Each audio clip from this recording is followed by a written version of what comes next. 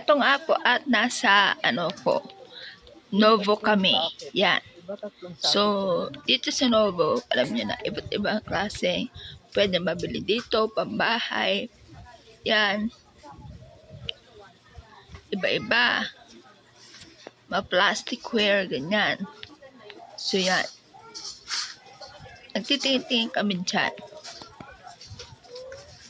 At ang cute na mga palangganita nila ng palanggana.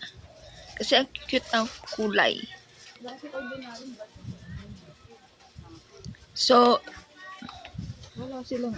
medyo matagal na rin ako hindi napunta rin sa Novo na ito. Medyo marami na rin nagbago sa paninda nila. Yung mga gusto ko sanang bilhin, wala na. Nag-iba na. So, para mas bet ko yung mga paninda nila noon kesa sa ngayon. Yan. Marami silang para mga tools ganyan, no? Yan. Tapos meron din sila yung mga pang bahay, ganun. Yan. Tabo. Panlinis. Yan. So, iba't iba klase dito. Parang halo-halo siya section by section. So, para mas madali nyo makita. Yung butter brosan. Yan. Beta naman yan. Meron din sila rito. Nawala na yung mga nila. Dati may mga plato na sila dito. Malakong tasa. Yung parang nawala. Namimiss ko lang na nakikita dyan. Nawala siya. So, yan. Meron pa rin mga ganyan na product. Birang medyo, sabi ko ba't ganun parang wala na. Bala ko kasi bumili na akong bowl. Pero kasi ako gusto dyan yung bowl na parang tasa. Na malaki siya. Yan. Maganda pang soup, pang noodles, ganun. Yan. Meron din dyan dishwashing liquid, ganun. Tapos,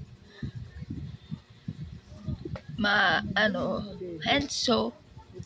Doon. Meron din niya mga frame na ganyan pang display.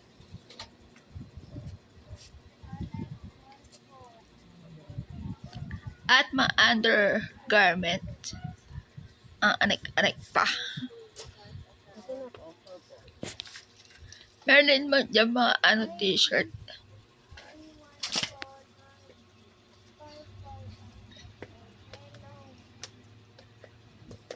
Yan. Mga stuffed toy. Bra. So, marami ka makita sa Novo. No? Mga butter bras nila. Kung gusto makita na product na pambahay, meron sila dito. Mga kutsara, panluto, gano'n. Pero sila dito. Hindi tayo albatros. Saan kaya yun? Parang hindi na sila magkarton. So, bumila kami dyan ng bumila ako ng clip ng buhok dyan. Tapos, strainer. Ang ganda ng strainer na nakuha namin kasi meron siya lalagyan, tapos strainer. Tapos meron pa siyang takip. Ganda. Maganda lalo na pag, halimbawa, mag-gulay kayo, ganon. Pag hinugasan yung gulay, ilalagay nyo sa strainer. So, kapag hinat-hati nyo na, yun na ilagay sa malalagyanan. Halimbawa, pag luluto kayo, ganon. So, meron din sila mga damit dito. Yes. At ito na yung portion na, yan, lutuan.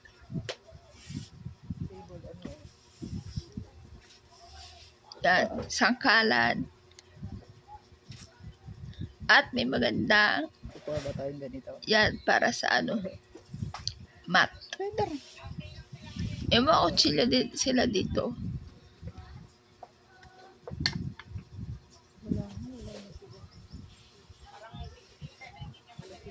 Yan, mga kutsilyo. Kutsilyo. Papupunta ako dito, tinitignan ko yung malaking kutsilyo. Dati meron sila malaking kutsilyo. Bet ko bilhin yun, pero hindi ko pa nabili.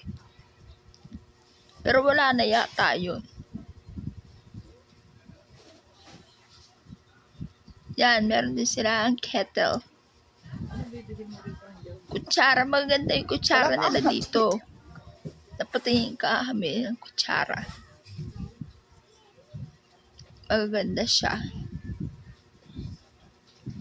Yan. At ito na nga is kakain na kami. Yan lang sa Greenwich kami.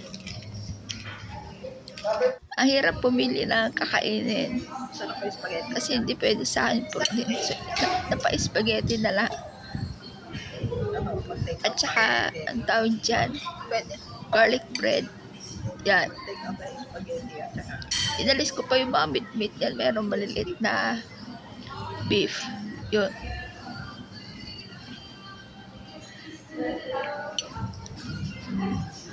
So, gutom na person, kumain na. Ice tea nga pala yung ininom ko.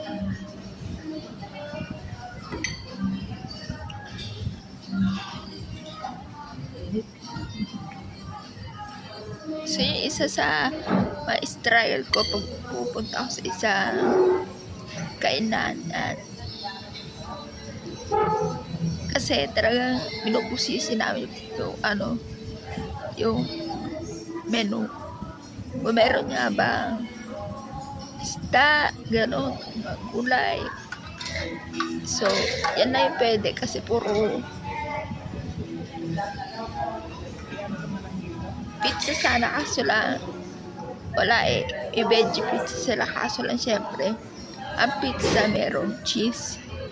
Bawal din sa akin yung cheese, kaya struggle at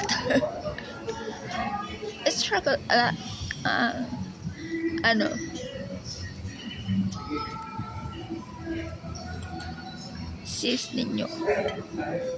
Yan, hanggang spaghetti na lang. Kaya bet na mag-chicken yan. Wala. Kumakain din ako ng chicken minsan sa bahay, guys. Pero, alam yung pakpak na parte, itong pakpak. Yung almost, mabalat-balat na lang. Yun lang kinakain ko, tapos isang piraso na nun. Ng pakpak. Para makakain lang. Ganun.